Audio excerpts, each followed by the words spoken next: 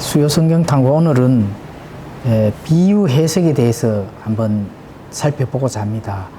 비유 해석에 대해서는 예수님께서 직접 비유로 말씀하시고 또 해석까지 해 주셨습니다. 그리고 또 많은 대언자들, 침례자 요한이라든지 또 사도들 성경 기록을 하면서 비유적인 부분들이 많습니다. 그래서 그런 부분들이 우리에게 어떻게 전달되는지, 또 우리가 어떻게 영적 교훈으로 잘 전달받고 우리가 하나님 말씀에 실천을 할 수 있는지, 이런 부분들, 또 하나님의 뜻이 무엇인지 그 안에서 발견되는 것들을 조금 더 영적으로 분해를 해서 적용하는 데까지 갈 수 있도록 그렇게 한번 해 보도록 하겠습니다. 자, 비유 해석은 앞으로 계속 성경 말씀을 통해서 함께 그 분해를 해서 우리가 나눌 수 있는 그런 시간을 매번 가질 수 있도록 하겠습니다. 자, 오늘은 마태복음 13장 44절,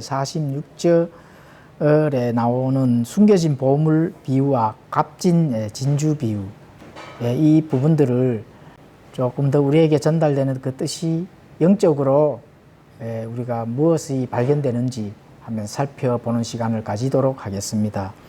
자, 이제 영상에서는 긴 시간을 할애할 수가 없기 때문에 우리 교회 카페, 다음 카페, 스데반 교회 다음 카페에 들어가시면은 글로 서술적으로 이렇게 자세하게 기록을 해놨습니다. 들어가셔서 읽어보신다면은 얻어질 많은 그런 교훈들을 건질 수가 있을 겁니다. 그래서 영상에서는 간략하게만 살펴보도록 그렇게 하겠습니다. 자, 이제 보물 비유, 보물 비유와 값진 진주 비유, 이 두 비유는 사실 연관성이 굉장히 많습니다. 연관성이 굉장히 많고, 또 이런 부분들을 이제 영적인 왕국, 왜냐면은 영적인 왕국이나 또 하늘의 왕국, 하늘의 왕국은 이 땅에서 물리적으로 세워질 그 왕국이죠. 그래서 마태복음에만 보물 비유와 이제 이 값진 진주 비유가 나오는데도 불구하고 그러면은 이게 교회에 적용이 될 만한 그런 말씀인가? 교회에 적용할 수 있는 말씀이 되겠습니다. 왜냐하면은 하늘의 왕국 안에 우리가 가시적인 교회, 이 지역 교회를 하고 있기 때문에 땅에서와의 이 활동, 예수님과의 관계, 또 더욱더 교회가 성장할 수 있는 이 가시적인 교회이기 때문에 여기서 얻어질 교훈들이 굉장히 많다는 것입니다. 그래서 적용할 수 있는 부분들이 많습니다. 그래서 한번 살펴보도록 하겠습니다. 여러 가지 이 왕국의 가치들이 있기 때문에 적용할 수 있는 게 많은 거죠. 자, 먼저 이제 마태복음 13장에 네 종류의 비유가 나옵니다. 그게 이제 씨 뿌리는 자의 비유, 알곡 가라지 비유, 또 겨자씨 비유, 누룩 비유, 이 네 종류가 나오는데, 이런 비유는 나중에라도 또 깊게 분해하는 그런 일들은 다음 시간에 한번 다뤄보기로 하고, 오늘은 이제 이 보물 비유와 값진 진주 비유, 이것을 연결해서 함께 말씀들을 나눠보도록 하겠습니다. 자, 먼저 마태복음 13장 44절에서 46절에는 일단 읽겠습니다. 또한 하늘의 왕국 마치 밭에 숨겨진 보물과 같으니라. 사람이 그것을 발견하면 숨겨두고 그것으로 말미암은 기쁨 때문에 가서 자기가 가진 모든 것을 팔아 그 밭을 사느니라. 또한 하늘의 왕국 마치 좋은 진주들을 구하는 상인과 같으니라. 그가 매우 값진 진주 하나를 발견하며 가서 자기가 가진 모든 것을 팔아 그 진주를 샀느니라. 여기서 이제 보물과 진주의 공통점은 사는 거죠. 샀습니다. 그런데 하나는 이제 밭을 사는 거고, 밭에서 보물이 발견되기 때문에 그 밭을 통째로 일단은 사는 겁니다. 사서 종교를 짓는 거고, 자, 값진 진주는 값진 진주 하나를 발견을 한 겁니다. 발견을 했다는 겁니다. 그래서 여기에서도 자기가 가진 모든 것을 팔아서 그 진주를 이제 사는 거죠.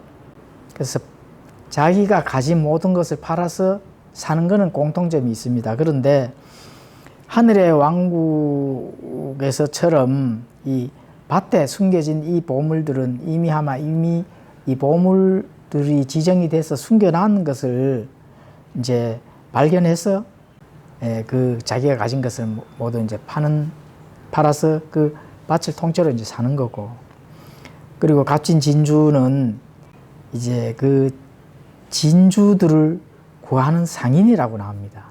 구하는 상인. 좀 다르죠. 그래서 구하는 상인. 진주를 찾아서 구하는 거고, 그렇죠. 값진 진주를. 그렇게 그 진주를 구해서 사는 다 이래 됩니다. 그 값진 진주를 구하러 다닌다. 상인이니까. 그렇죠. 사기 위해서.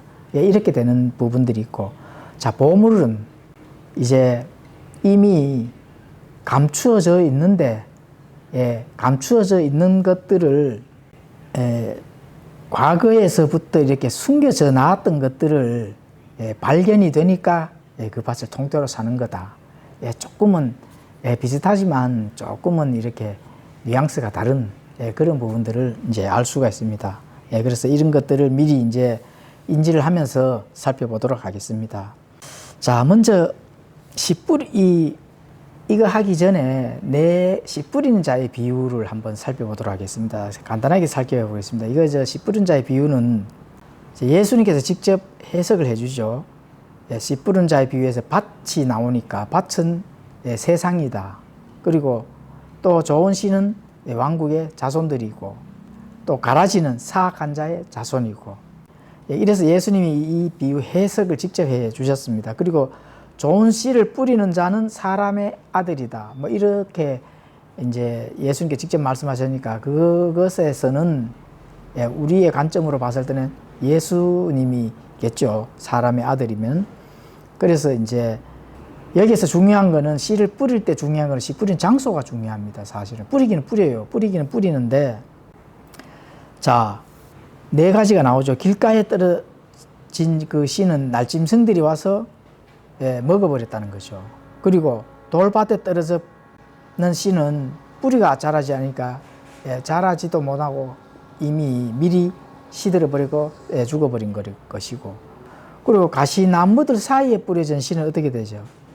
가시 덩굴 때문에 싹은 나긴 났지만은 더 이상 자라지를 못하는 거죠. 그렇죠? 그래서 나머지 좋은 땅에 뿌린 씨는 어떻게 됐습니까? 100배, 60배, 30배 많은 열매를 맺었다. 예수님께서 이렇게 이제 해석을 해 주셨습니다. 자, 그리고 비유의 목적도 예수님께서 말씀해 주셨는데, 비유의 목적은 귀 있는 자는 이것을 들을 수 있다는 겁니다. 귀 있는 자는. 여기 안에 들어있는 그 뜻이 무엇인지, 의미가 무엇인지 분명하게 들을 수가 있다는 것이죠. 자, 이것을 이제 우리가 염두에 두면서 숨겨진 보물에 대해서 한번 설명해 드리겠습니다. 숨겨진 보물. 자, 먼저 숨겨진 보물과 이 값진 진주는 어떤 차이점이 있는지 일단 한번 살펴보도록 하겠습니다. 자, 숨겨진 보물은 먼저 과거를 들여다볼 수 있게 된 거. 그러니까 과거에 이미 하면 뭔가 결정을 해서 보물이라고 된 부분들을 숨겨놨다는 거죠. 임의가 되겠습니다. 그리고 이제 그것들을 이제 땅에서 발견을 하게 되죠. 발견했는데 밭을 통째로 사는 그런 거로 이제 예수님께서 비유로 말씀해 주시고, 또 이 보물은 또 집합적인 것이 되겠습니다. 복합성이 있다는 거죠. 예를 들어 보물을 지정을 한다 하면은 뭐 여러 가지 보물이라고 인정되면은 숨겨뒀고 인정이 되면 그게 다 보물이 되는 거죠. 사실은. 그렇죠. 뭐 돈으로 매겨서 값지게 나간다 하는 것도 있겠지만은 발견하는 사람이 보물이라 하면 그게 이제 보물이 되는 거죠. 자, 예를 들면 예수님께서 너는 이것은 보물이야 이렇게 했을 때는 보물이 되는 거죠. 그게 무엇이든 간에. 그렇죠. 이제 그런 의미가 있습니다. 그리고 뭐 다양한 또 종류가 되겠죠. 물론 동전도 될 것이고 금도 될 것이고 은도 될 것이고 또 각종 어떤 귀하다고 여겨지는 많은 것들은 다 보물이 되는 거죠. 그래서 이게 어떤 그런 많은 복합적인 단위들로 구성이 되어 있다. 이렇게 이제 보시면 되겠습니다. 그런데 진주의 값진 가치, 진주는 그렇지 않죠. 진주는 일단 값진 가치가 있다는 겁니다. 예, 그 보물과는 그 개념이 조금 다릅니다. 근데 그 값진 가치가 드러날 때에만 인정을 받는다는 거죠. 드러날 때만. 그 가치가 드러날 때 모두 인정을 받는다. 차이가 좀 있죠. 보물은 처음부터 이미 정해져 있는 그 보물이 발견이 된 거고, 진주는 가치가 드러날 때에만 인정이 된다는, 여기 좀 차이점이 있습니다. 그리고 이 진주는 대상이 오직 진주 하나만 있다 하는 거, 복합적인 게 아니라 하는 거, 이런 부분들을 벌써 다르다는 것을, 개념이 다르고 뉘앙스도 다르다 하는 것을 이제 알 수가 있습니다. 그런데 이 두 비유에서 공통점은 발견하고 또 샀다는 겁니다. 샀다는 거와 또 산 이후에 모든 것이 완료되고 끝이 났다는 거죠. 그리고 함께 기뻐했다 하는 거. 이거는 이제 공통점이 있습니다. 자, 그래서 이제 예수님께서 비유로 제자들이나 많은 사람들 앞에서 이렇게 설명을 하시고 설교를 하실 때 알곡과 가라지, 또 겨자씨, 또 누룩 비유, 이런 비유는 사탄의 활동이나 암울한 세상의 그 상태를 나타내 주는 딱 하는 겁니다. 그러니까 굉장히 비관적이고 또 낙심되는 그런 비유가 되겠습니다. 그래서 그런 비유에서 또 새로운 희망, 또 승리, 이런 부분들을 예수님께서 제자들에게 전달해 주는 것이 바로 보물, 숨겨진 보물과 갇힌 진주 비유가 되겠습니다. 그래서 이 비유에서는 제자들과 많은 사람들이 새 힘을 얻었다는 거죠. 비유에서 거기에 대해서 값진 보물이나 이 숨겨진 보물이나 값진 진주에 속해진다 하면은 또 희망을 얻게 되는 거잖아요. 그렇죠. 그래서 그런 부분들을 이제 앞전의 비유와는 굉장히 이제 순서대로 예수님께서 이제 전달해 준다 하는 것을 알 수가 있습니다. 자, 시편 73편 17절에 가보시면은 하나님의 성소에 들어갔을 때야 비로소 그들의 종말을 내가 깨달았나이다. 그렇죠. 이 어떤 사건들에 있어서 이 하나님의 성소에 들어갔을 때 비로소 이제 저 사람들이 종말이 왔구나. 대적하는 자들, 또 하나님을 멸시하고 대적하고 거역하는 자들의 종말이 그때서야 깨달아졌다는 하는 이런 말씀이 있습니다.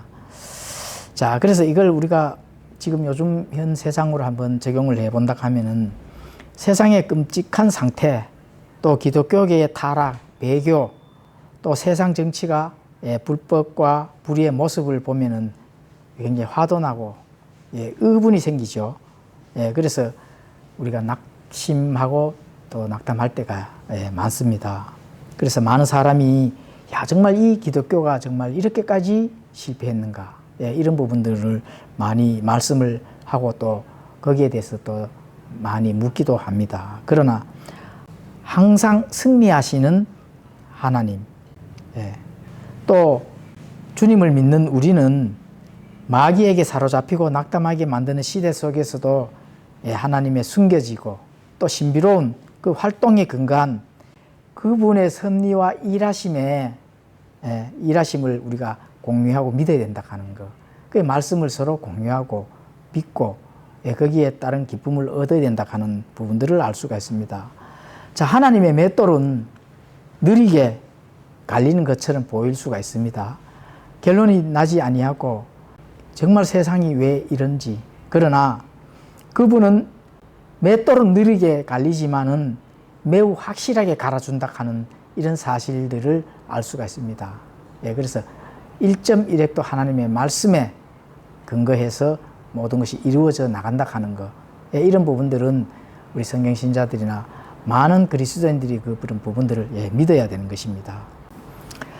자, 예수님은 보물과 진주 비유에서 끝이 없는 이 우주 속에서 매우 작은 지구가 유일하게 하나님의 관심이 집중되고 또 그분의 영광을 나타내기 위해 그분이 사셨다는 사실에 예수님의 얼굴을 똘망똘망 쳐다보는 또 제자들, 또 지체들에게 확신을 시켜주는 그런 말씀입니다. 그렇죠. 그것은 이제 여러 가지 심판에 대한 또 하나님께서 또 알곡과 쭉정이를 가르는 알곡과 가라지를 가르고 심판하고 또 숨겨진 보물 비유와 값진 진주 비유로서 위로를 하고 희망을 주시지만 자 마지막 때에는 자 그물 비유가 나타납니다. 그물 비유. 그래서 자신의 백성에게 완전한 정의가 집행될 것이라는 사실들을 이 비유를 통해서 예수님께서 가르치고 지금 전달해 주신다고 하는 사실을 알 수가 있습니다. 그래서 가라지가 알곡을 지배할 정도로 많아지고 겨자씨가 느티나무가 되어 지배하고 또 누룩이 세상을 부패를 시키지만 우리 주님은 선과 악 또 진리와 비진리를 타협 없이 분리하실 때가 온다는 것을 비유를 통해서 가르쳐 주신다는 겁니다. 그렇습니다. 죄가 만연하고 부패한 세상을 위하여 최종적인 정화 작업을 시작할 때가 곧 온다 하는 사실들을 예수님께서 직접 전달하십니다. 자, 여기서 이제 비유에 대해서 한번 살펴보면은 하늘의 왕국 마치 밭에 숨겨둔 보물과 같다. 밭은 세상이고 보물은 세상에 감추어져 있습니다. 예수님은 보물을 찾았죠. 그렇습니다. 바로 이스라엘은 하나님의 특별한 보물이라고 또 특별한 백성이라고 성경이 기록하고 있습니다. 그래서 과거부터 아브라함의 허리에서 나온 이 아브라함의 하나님, 이삭의 하나님, 야곱의 하나님, 이러한 허리에서 나온 그 유다 민족들, 이스라엘 백성들이 특별한 보물, 특별한 백성이라고 이렇게 구약에서는 이미 아마 지정됐다 하는 그런 부분들을 말씀해 주고 계십니다. 출애굽기 19장 5절, 신명기 7장 6절, 14장 2절, 시편 135편 4절, 또 이사야서 62장 1절에서 4절, 예레미야 31장 1절에서 3절에 가보시면은 그렇게 기록이 되어 있습니다. 자, 보물이 무엇이든 그 사람의 목적은 보물이었지 밭은 아니죠. 그래서 그런 다음 숨겨진 보물을 소유하기 위해 그분을 밭을 통째로 이렇게 사셨다는 겁니다. 예수님께서 밭을 통째로 사셨다는 거죠. 그래서 보물은 하나님께 소중하다고 바로 여기는 것입니다. 그렇죠. 특별한 백성, 또 특별한 보물, 이렇게 이제 볼 수가 있습니다. 그리고 이제 다양성을 가지고 있는 거죠. 아브라함의, 이삭, 야곱의 하나님, 이렇게 믿는 그런 많은 특별한 백성들, 심지어는 영적인 믿음의 조상이라고, 이 교회에서도 아브라함을 믿음의 영적인 조상, 이렇게 이제 해서 많은 교리로, 믿음의 교리로 적용을 하고 있습니다. 그래서 이 숨겨진 보물은 이미 결론이 난 거죠. 이스라엘 민족들, 아브라함의 하나님, 이삭의 하나님, 야곱의 하나님, 이런 허리에서 나온 이스라엘 민족들, 유대 백성들, 또 거기에서 나오는 많은 구약의 선진들, 이런 부분들을 알 수가 있습니다. 자, 값진 진주에 대해서 한번 설명을 드리겠습니다. 자, 이 값진 진주는 주목할 만한 차이점이 있는데, 자, 보물을 발견한 사람은 밭에서 우연히 보물을 발견을 했는 겁니다. 우연히 보물을 발견하고 또 보물을 찾고 있었던 것도 아닌데 발견이 된 거죠. 이미 아마 지정되고 정해져 있는 사안이라 하는 사실들을 알 수가 있습니다. 또 심지어는 생각하고 있었던 것도 아닙니다. 왜냐하면은 이미 과거에 약속되고 그 보물이 이미 정해져 있기 때문에 그렇습니다. 그래서 다른 일에 몰두하고 있다가도 매우 뜻밖의 이제 보물을 발견하게 된 거죠. 그러나 진주비에서는 상황이 다르다는 것입니다. 진주비에서는. 그래서 진주비에서는 이제 상인이 나옵니다. 상인은 사고 팔고 매매를 하는 거죠. 그렇죠. 좋은 진주들을 진지하고 의도적으로 찾아 나섰다는 겁니다. 앞전에도 잠깐 언급했는데 의도적으로 찾고 있는 거죠. 그래서 이것이 이 이 상인의 이 삶의 본업이었다 하는 거. 예, 그렇죠. 그래서 가장 값비싼 보석을 얻기 위해서 먼 길을 여행했다 하는 그런 부분들.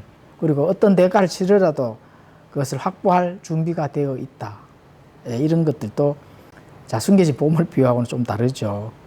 예, 그래서 이 한 비유에서는 목적 없이 보이는 한 사람이 등장하는 반면에 이 진주 비유에서는 진지한 목적과 고상한 목표를 가진 상인이 등장한다 하는 거. 이건 차이점이 있습니다. 그래서 자신이 진정한 가치를 보았을 때 그것을 높이 평가할 수 있었기에 진정한 가치를 지닌 진주만을 소중히 여겼다는 겁니다.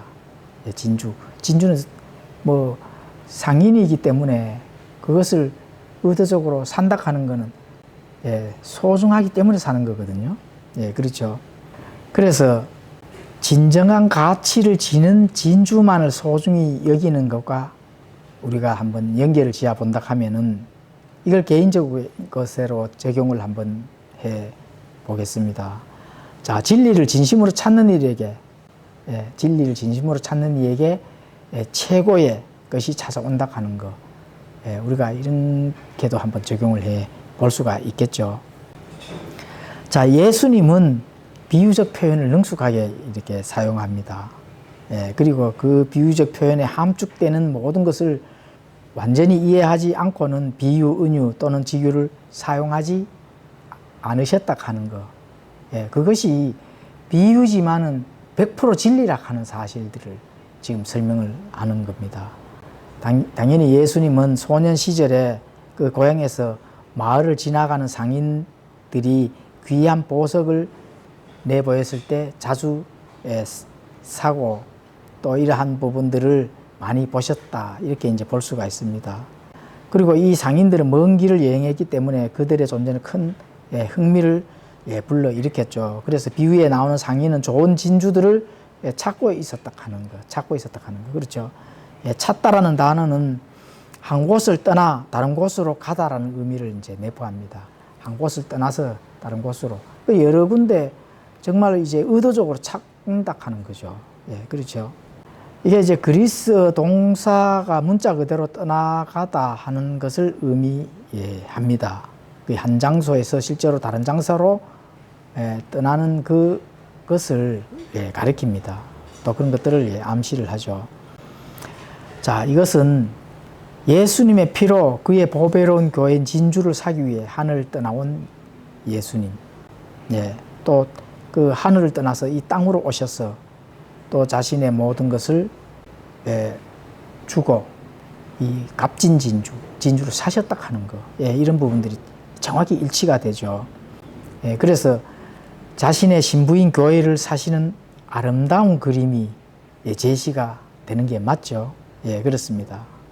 좋은 씨를 뿌린 그 사람과 상인은 동일인 바로 물론 예수 그리스도가 되겠습니다. 자, 한 개의 값진 진주를 발견했을 때 그는 자신의 모든 것을 팔아 그것을 이제 구매를 한 것입니다. 우리가 예수님과 하나님과의 원수였을 때조차 우리를 소유하기 위해 죽으셨다는 그 사실을 깨닫는 것이 진리를 발견한 자의 영적 상태다. 이렇게 이제 볼 수가 있습니다. 자, 거기서 이제 시편 45편 11절에는 이렇게 말씀합니다. 그리하면 왕이 내 아름다움을 심히 사모하시리니 그분은 내 주시니라. 너는 그분께 경배할지니라. 보물은 발견되었지만 진주는 상인이 직접 값을 치르고 사셨다 하는 거.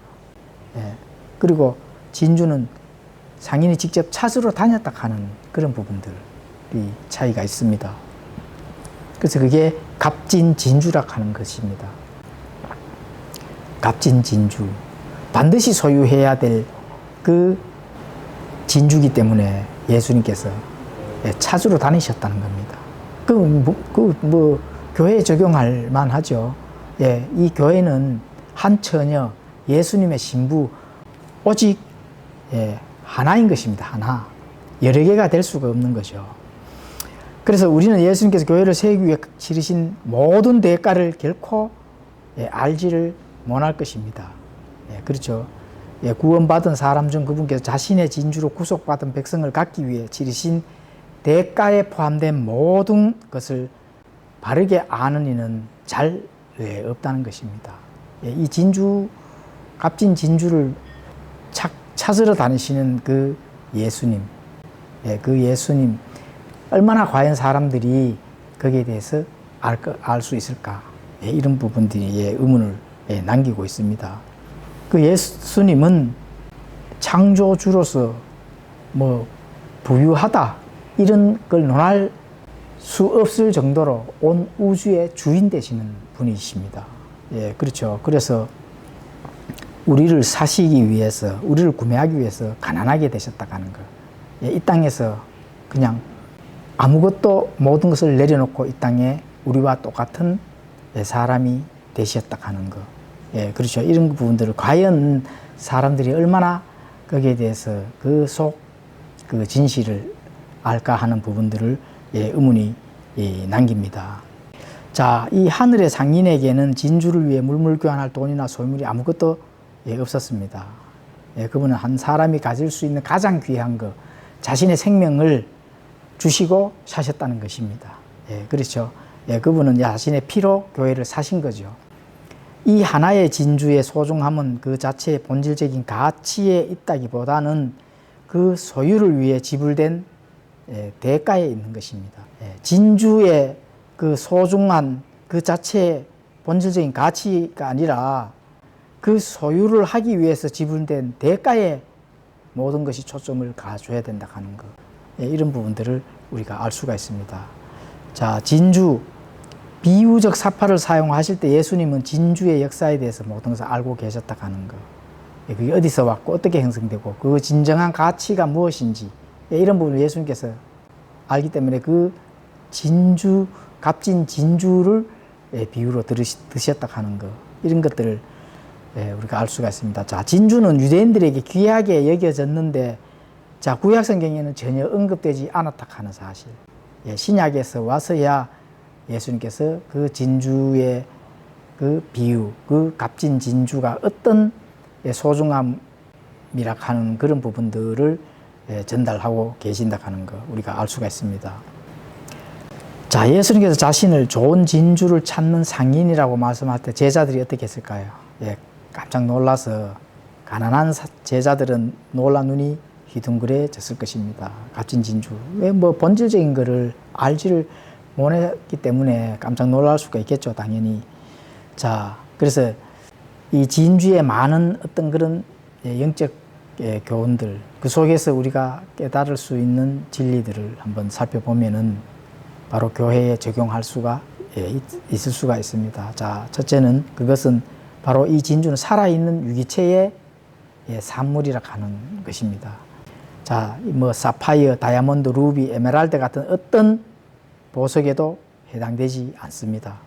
그 진주는 굴과 같은 살아있는 유기체가 겪는 상처의 결과로 생성이 됩니다. 그래서 진주가 생성되는 직접적인 계기는 모래알, 연체동물 또는 어떤 기생 침입자의 알과 같은 외부 물질에 의해서 이 진주족의 안에서 그 상처로 인해서 오랜 인내 끝에서 생기는 것이 바로 진주라 하는 그 사실을 예수님께서는 이미 알고 계셨다 하는 그런 부분들을 알 수가 있습니다.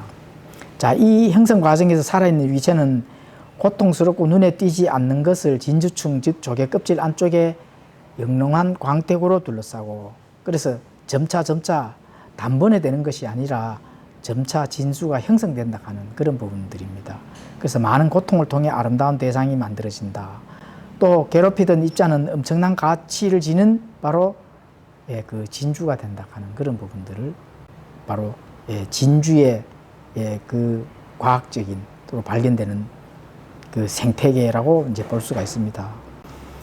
우리가 교회가 그렇잖아요. 그리스도의 상처 입은 옆구리에서 나왔다는 그 사실. 우리가 그래서 예수님의 그 완전한 일을 통해서 우리가 이 교회는 완전함으로 나아갈 수 있다 하는 것. 이런 부분들이 굉장히 놀라운 사실들입니다. 그래서 진주가 형성되는 과정은 볼 수 없는데 하나님의 눈 외에는 아무도 본질적인 아름다움과 큰 가치를 지닌 진주로 변화시키는 것을 지켜보지 않습니다. 그렇게 생태계 안에 진주가 형성되는 것을 볼 수가 없죠. 형성되는 과정을 누군가 과학자가 본다면 몰라도 꺼내서 볼 수 있도록 하면은 몰라도 그것을 볼 수 있는 사람은 없다는 것이죠. 그래서 그리스도께서 형성하고 계신 교회도 그렇습니다. 알 수 없고 보이지 않게 그분의 진주가 빚어지고 있다는 사실. 그렇죠.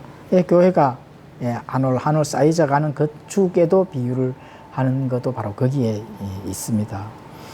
자, 우리는 조직되고 눈에 보이는 교회를 이제 볼 수가 있습니다. 하나님의 본성에 참여하고 예수님을 닮아가는 신부인 교회는 아무도 볼 수가 없습니다. 이 지역교회는 모이는 실제적인 이 지역교회는 볼 수가 있는 거죠. 그런데 예수님의 교회, 예수님의 몸에 붙어 있는 진짜 구원받은 성도들, 그 교회는 실제로 눈에 보이는 게 아니죠. 그렇죠. 그래서 우리의 생명이 그리스도와 함께 하나님 안에서 감추어져 있다. 이렇게 성경은 말씀합니다. 베드로후서 3장 18절에 가보시면 오직 은혜 안에서 자라고 우리 주 곧 구원자 예수 그리스도를 아는 것에서 자라라. 그분께 영광이 이제 영원토록 있기를 원하노라. 그렇죠. 그렇게 해서 자라가야 된다 하는데, 자, 골로새서 3장 3절에 가보시면 너희는 죽었고 너희 생명은 그리스도와 함께 하나님 안에서 감추어져 있느니라. 우리 이 교회는 정말로 구원받은 예수님의 몸에 붙어 있는 성도들은 그리스도 안에서 감추어져 있다 하는 겁니다. 우리의 생명이 감추어져 있다 하는 거. 그렇죠. 볼 수가 없다는 겁니다.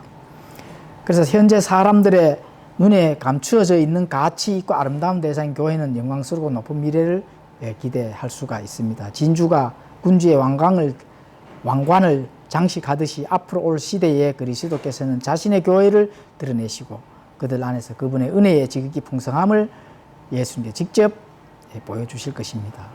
그렇습니다. 그래서 에베소서 2장 7절에 가보시면은 이것은 하나님께서 그리스도 예수님을 통해 우리에게 베푸신 친절 속에 담겨 있는 자신의 은혜의 지극히 풍성함을 다가오는 시대들 속에서 보여주려 하심이라. 그렇습니다. 자신 은혜의 지극히 풍성함을 다가오는 시대에, 그 완전한 시대에 그것에서 예수님께서 자신의 신부를 보여주신다는 겁니다. 결론을 맺도록 하겠습니다. 자, 세상은 우리를 합당하게 여기지 않을 수가 있습니다. 그분께서 영광스러운 교회의 신부가 되겠죠. 이 경이로운 우주에 드러내실 때 존엄, 명예, 영광이 예수님과 함께 드러나게 될 것이다 하는 사실들을 말씀하고 계십니다. 그래서 많은 좋은 진주, 즉 구약 시대와 또 환란 시대, 많은 성도들이 그분의 것이 되겠지만 그리스도 안에 있는 모든 이들은 그분의 유일한 값진 진주가 된다 하는 거. 이런 사실들을 우리가 깜짝 놀라게 합니다. 일반적인 보물이 발견되는 거와 예수님께서 그 값진 진주를 찾아다니시면서 자신의 생명을 팔아서 이 진주를 구매를 하셨다 하는 그런 부분들, 얼마나 자신의 신부가 소중하면은 자신의 생명을 팔아서 구할까, 이런 부분들을 좀 깨달으시면 좋겠습니다. 그래서 모든 시대에 걸쳐 그분의 교회는 그분의 무한한 은혜를 드러내는 자가 될 것이다. 그래서 그분의 은혜와 또 감사함과 또 예수님의 그 하신 그 일들을 생각을 한다 하면은 이 교회는 그분의 무한한 은혜와 긍휼과 또 거룩함을 드러내는 그런 자가 되어야 된다 하는 그런 부분들을 알 수가 있습니다. 자, 계시록 22장 17절에는 이렇게 말씀합니다. 읽고 마치도록 하겠습니다. 성령과 신부가 말씀하시기를 오라 하시는도다. 듣는 자도 오라 할 것이요 목마른 자도 올 것이요 또 누구든지 원하는 자든 값없이 생명수를 취하라. 그렇습니다. 성령과 신부가 말씀하시는 이 시대에 성령님께서 또 예수님의 신분 교회가 보이지 않는 이 영적인 예수님의 교회, 참된 교회 속에서 그분의 진리를 바로 붙잡고 있는 많은 성도들이 부르짖을 때 누구든지 원하는 값없이 생명수를 취하는 많은 자들이 생기기를 원합니다.